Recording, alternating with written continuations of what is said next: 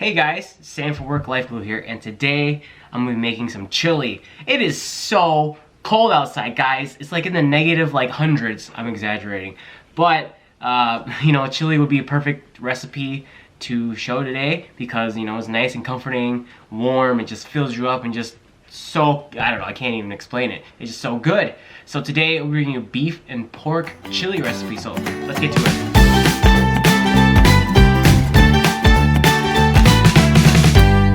So guys, we're going to be using the Instant Pot today. You can definitely make this in the slow cooker, or you can let it simmer on your stove. So we're going to start by preheating the Instant Pot on saute on medium until it says hot. Alright guys, now that it's hot, I got a little bit of olive oil coated at the bottom of the pan. And we have right here about 1.5 pounds of ground beef with 1 pound of pork sausage. You can use ground pork, whatever. We probably have to work in batches, but we're going to start by browning this. Actually, I think it'll hold it all. Yeah, it'll hold it all. And you also add 1 small diced onion. And then you'll add 2 cloves of garlic. I really recommend this garlic, guys. You can find this in the freezer section. It's great. You don't have to worry about going bad. Fantastic stuff. Then we're just gonna cook that until the ground beef and the pork sausage is completely brown and no longer pink. And then we're gonna drain off a little bit of fat and add the rest of the ingredients. Now that the sausage and the beef has completely browned and the onions are soft, garlic is cooked into it, we're gonna drain a little bit of fat and add some of the rest of the ingredients. Alright guys, we're gonna add the rest of the ingredients now. Keep your pot on saute. We're gonna add 1 14.5 ounce can of fire roasted tomatoes, 28 ounce can of regular diced tomatoes, about 2 tablespoons of diced jalapenos, pickled or fresh, whatever you prefer. Or you can leave it all together if you don't want that spicy. We're gonna add 1 6-ounce can of tomato paste. So now we're gonna add the chili spice. In this mixture we have 2.5 tablespoons of chili powder, 1 teaspoon of cumin, 1.5 teaspoons of salt, 1/2 teaspoon of black pepper. I also added 2 teaspoons of smoked paprika, 1/2 teaspoon of cayenne, and here's a special ingredient, guys, secret ingredient that's gonna make it take it over the top, a tablespoon of unsweetened cocoa. We're just gonna sprinkle that all in right now. 1.5 cups of beer. This is just a lager.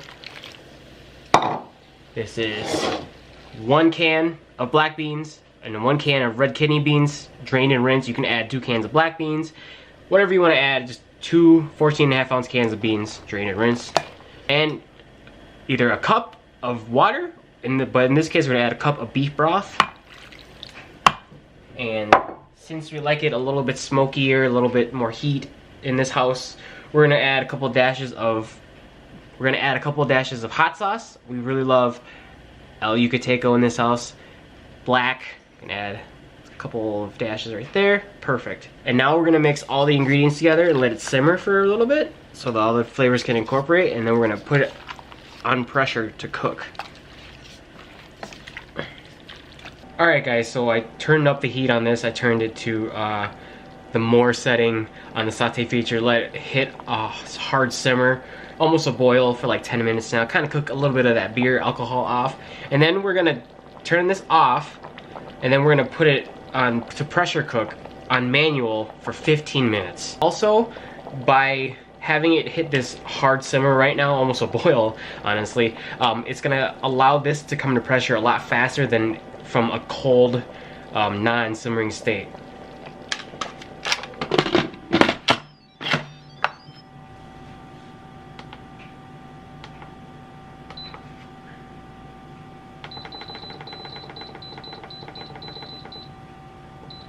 Alright guys, the Instant Pot, forgot to mention that you should probably let it, once the time is up, let it naturally release. That way you don't get all this liquid sputtering out of the valve right here. And it's done so. Let's take a look at it. Oh man, it smells fantastic. Let's see how this looks. Now some of you guys might like this a little thicker than this. You can definitely turn the heat back up on the saute and let it just simmer and thicken out, or you get a little bit of a cornstarch slurry. I find this to be a really good middle ground. You can get some dippage action with some chips, cheese, and sour cream. So we're gonna give this a try. Alright guys, moment of truth. Let's give this a try. This smells so good, and it made a lot. So this could be definitely repurposed. You put it on chips, you can have it on tater tots, tachos, you put on spaghetti, Cleveland style, you put on hot dogs, you can have it in a bun. I don't know guys, a lot of possibilities when you make chili, so I'm gonna give it a try. Hopefully it don't burn my mouth.